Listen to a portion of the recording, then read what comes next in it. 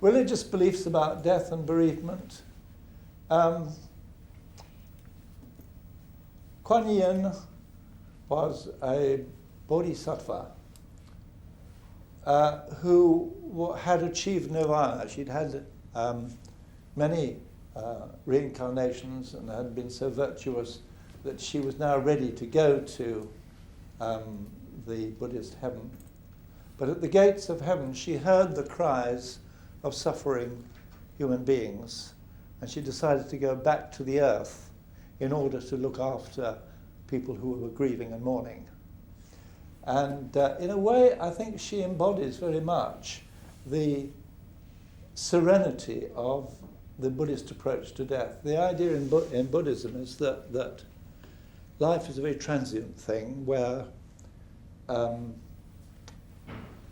things happen to us on the way somewhere else, that we suffer, and if we behave ourselves well, we will move on, hopefully towards nirvana, but to a less suffering world as we go from one stage to the next.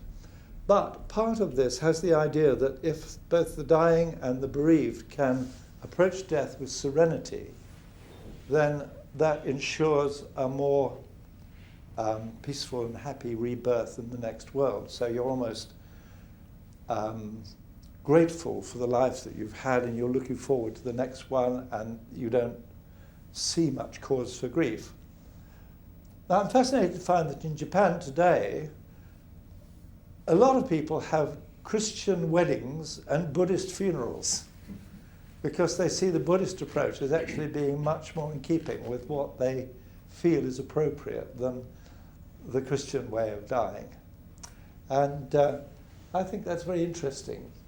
I don't have any evidence on this, and as I said, there's been very few cross-cultural studies, but I do find it interesting that the idea of life as being transient, and even attachments. You know, in the West, love makes the world go round. The more you love people, the happier you'll be. But that makes it very difficult for you to let go of them when they're dying. What the Buddhist approach would be is that love, like all appetites, is something which, as you're dying, you should let go of.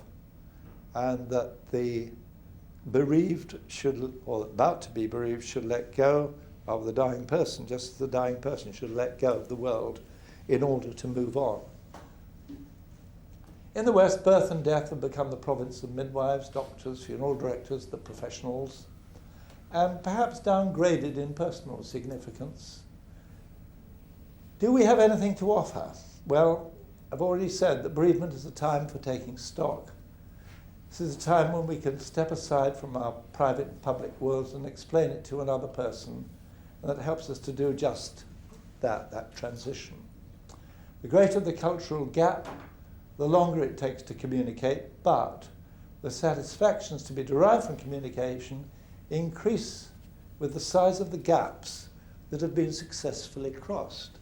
And I have to admit that working in the East End of London, where we have a large Bangladeshi population, and over the years I've got to know these people very well, I find it almost a great privilege to be able to be part of their culture, to understand their culture well enough to be of service at such times, and to be able to relate to